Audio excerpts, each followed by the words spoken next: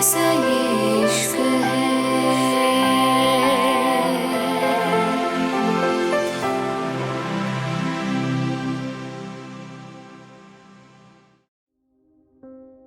अलियाना गहरी सांस लेकर संजना को देखते हुए बोली, संजना, तुम्हें आज कुछ अलग नहीं लग रहा?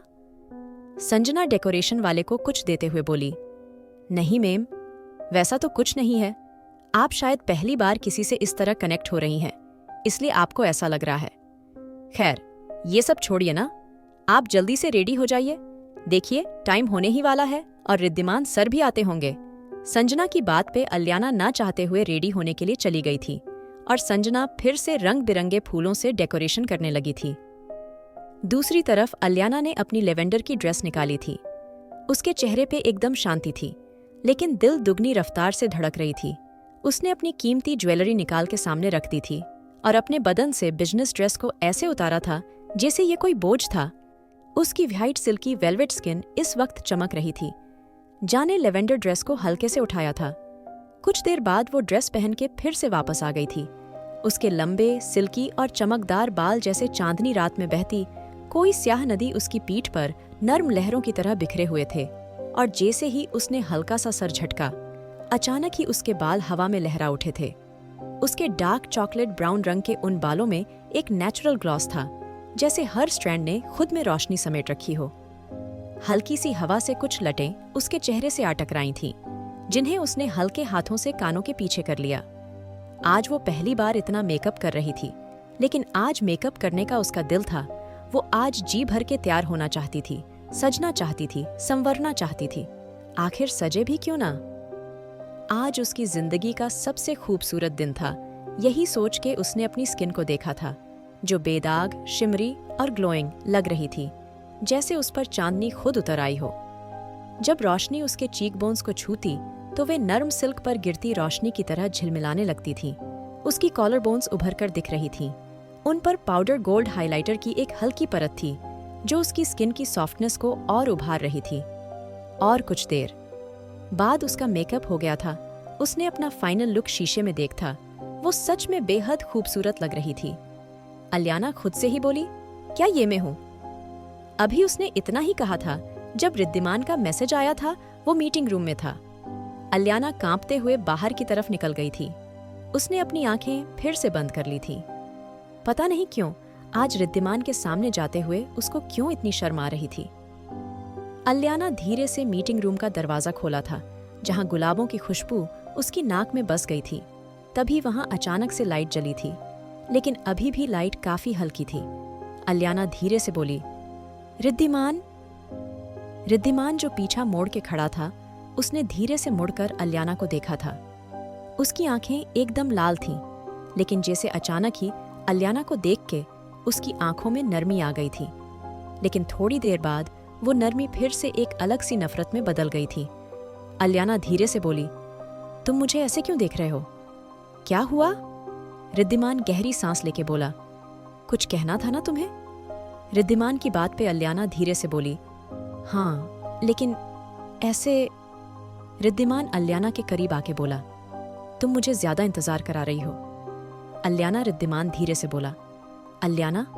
अलियाना रिद्धिमान की आंखों में देखते हुए बोली, रिद्धिमान, आई नो मैं शायद कोई पागल लगूंगी या जो तुम सोचो वही लगूंगी, लेकिन मैं आज अपने प्यार का इजहार करना चाहती हूँ। इतना कह के अलियाना गहरी सांस लेकर बोली, रिद्धिमान, जिस दिन मैंने पहली बार तुम्हें देखा था, मुझे तुमसे बहुत ज्यादा नफरत हुई थी, क्योंकि मुझे लगा था तुम भी बाकी मर्दों की तरह जो सिर्फ मुझे हर्ट करोगे और मेरे बारे में बिना जाने मुझे हर्ट करोगे, और तुमने वैसा किया भी। लेकिन उसके बाद उस पार्टी में जैसे तुमने मुझे संभाला, उस दिन पता नहीं मुझे क्यों अलग सा एहसास हुआ, जैसे मेरा दिल तुम्हारी तरफ चलने लगा था। और फिर अचानक ही मुझे तुम्हारी कमी महसूस होने लगी। तुम्हारा मुझे परेशान करना मुझे अच्छा लगता था। शायद ये सब अट्रैक्शन था, लेकिन रिद्धिमान तुम्हारे आने के बाद में चैन से सोने लगी थी। मुझे कोई भी बुरा सपना नहीं आता था। मैं अपनी दवाइयों के बगैर सोने लगी हूँ। तुम्हारी प्रेजेंस ने कुछ ऐसा असर किया है, मुझ पे जानती हूँ। शायद मैं ये सब कहती हुए अजीब लग रही हूँ, लेकिन रिद्धिमान रियली मैं तुम्हें कैसे बताऊं? इतना कह के अलियाना रुकते हुए बोली, रिद्धिमान मैं आज तुमसे कुछ कहना चाहती हूँ। ये सब देख के शायद तुम समझ भी गए होगे मैं क्या कहना चाहती हूँ, और मैं और अच्छे से बता देती हूँ। इतना कह के अलियाना उसका हाथ अपने हाथों में लेते हुए बोली, Riddhiman Oberoi, I love you so much. मैं नहीं जानती ये कब हुआ, कैसे हुआ, क्यों हुआ, लेकिन जो हुआ अच्छा हुआ। मुझे तुमसे मोहब्बत है रिद्धिमान, मैं प्यार करती हूँ तुमसे। मेरा दिल सिर्फ तुम्हारे नाम से धड़कने लगा है। आई लव यू सो मच। इतना कह के अलियाना ने अपनी आंखें बंद कर ली थीं। शायद वो रिद्धिमान का जवाब सुनना चाहती थी। उसको लगा था रिद्धिमान उसको किस करेगा, वो भी उसका जवाब ऐसे ही देगा, लेकिन वो ऐसे ही खड़ा था। अलियाना थोड़ा आगे आए हुए बोली, रिद्धिमान मैं तुमसे बात कर रही हूं। रिद्धिमान अलियाना का हाथ पकड़ते हुए बोला, क्या तुम मुझसे प्यार करती हो? रियली? अलियाना धीरे से बोली, मैंने अभी इतना कुछ कहा, यह सब काफी नहीं था? अलियाना की बात पे रिद्धिमान उसका हाथ पकड़ के उसके कान के पास जाते हुए बोला, game over Aliana darling. Riddhiman की बात पे अलियाना हैरानी से बोली, गेम ओवर? क्या बोल रहे हो तुम? अचानक ही अलियाना के चेहरे के सब रंग उड़ गए थे, जैसे उसका दिल धड़कना भूल गया था। क्या कह रहा था रिद्धिमान? वो उसका हाथ फिर से अपने हाथों में लेते हुए बोली, मजाक कर रहे हो ना तुम, है ना? अलियाना की बात के रिद्धिमान उसके गर्दन पकड़ के उसको अपने चेहरे के करीब करते हुए बोला, मैंने यकीन करा था तुम पे अलियाना, अपनी जिंदगी की हर छोटी से छोटी डिटेल्स तुम्हें दी थी, लेकिन तुमने क्या करा? रिद्धिमान की बात सुन के अलियाना हैरान होते हुए बोली, रिद्धिमान होश में हो तुम? जानते हो क्या बोल रहे हो? अलियाना की बात पे रिद्धिमान पागलों की तरह हंसते हुए बोला, अब होश में आया हूं। अलियाना राठौर, तुम जैसी घटिया लड़की पे यकीन किया मैंने, जिसने अपने माँ बाप की जान ले ली। वो मेरी क्या होगी? तुमने मेरे यकीन का मजाक बना के रख दिया। रिद्धिमान की बात पे अलियाना हैरानी से उसको देख रही थी। अलियाना बहुत धीमी आवाज से बोली, क्या कह रहे हो? रिद्धिमान ने गुस्से से अपना फोन निकाल के अलियाना के सामने कर दिया था, और जैसे जैसे न्यूज चल रही थी वैसे वैसे अलियाना का दिल डूबा जा रहा था। रिद्धिमान अलियाना को देखते हुए बोला, क्या हुआ? अभी तो बहुत कुछ बाकी है। इतना कह के रिद्धिमान ने अलियाना का ध्यान फिर से न्यूज पे करा था। Breaking news! स्क्रीन पर चमकते बड़े बड़े लाल अक्षरों ने अलियाना की धड़कन रोक दी थी। कमरे में एक अजीब सी बेचैनी थी, और उसके हाथ में पकड़ा फोन हल्की सी कंपन के साथ उसकी पकड़ से छूटने को था। न्यूज एंकर की तेज तीखी आवाज गूंज रही थी, बिजनेस टाइक्यून रिद्धिमान ओबरॉय को सबसे बड़ा झटका उनके अपने करीबी ने दिया धोखा। उनकी कॉर्पोरेट स्ट्रैटेजी और कंपनी की सीक्रेट डील्स की जानकारी लीक करने का आरोप किसी और पर नहीं, बल्कि उनकी खास दोस्त और करीबी मिस अलियाना पर लगा है। अलियाना की आंखें झपकना भूल गईं। क्या? ये क्या कह रहे हैं? और सिर्फ इतना ही नहीं, न्यूज एंकर की आवाज और तीखी हो गई थी। सूत्रों के मुताबिक अलियाना ने मीडिया को यह सनसनीखेज खुलासा भी किया है कि रिद्धिमान ओबरॉय के छोटे भाई युवान उनके भाई नहीं, बल्कि उनके पिता के नाजायज बेटे हैं। यह क्या बकवास है? अलियाना की सांसें तेज हो गई थीं, लेकिन रिद्धिमान उस है नफरत के साथ अलियाना को देख रहा था। स्क्रीन पर अब उसकी एक धुंधली तस्वीर दिखाई जा रही थी, जहां अलियाना रिद्धिमान के साथ खड़ी थी, हंस रही थी, और ठीक उसके नीचे बड़े बोल्ड अक्षरों में लिखा था, Aliana betrays Riddhiman, leaked company secrets and family scandal exposed.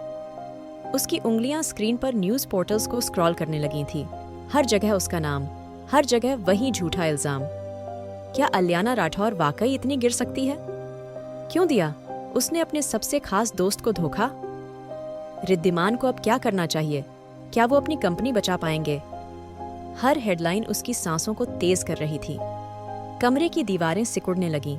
उसकी आंखों में हल्की नमी आ गई, लेकिन वह खुद को संभाल नहीं पा रही थी। मैंने ऐसा कुछ नहीं किया। उसकी आवाज किसी टूटी हुई सरगम की तरह निकली। वह पीछे हटकर कुर्सी पर गिर पड़ी थी। उसका दिल जोर से धड़क रहा था, जैसे खुद को साबित करने की कोशिश कर रहा हो कि वह अभी जिंदा है। लेकिन स्क्रीन पर चलती सुर्खियां चीख चीख कर उसे गुनहगार ठहरा रही थीं। फिर से कमरे में एक अजीब सी घुटन थी, जैसे हवा भी ठहर गई हो। अलियाना के सामने खड़ा रिद्धिमान, लेकिन ये वही रिद्धिमान नहीं था जिसे वह जानती थी। उसकी आंखों में नफरत की आग थी, जबड़े कसकर भींचे हुए थे, और उसकी सांसें तेज हो रही थीं। रिद्धिमान अलियाना की तरफ झुकते हुए बोला, बोलो अलियाना। उसकी आवाज गहरी थी, लेकिन इतनी ठंडी कि कमरे का तापमान गिर गया।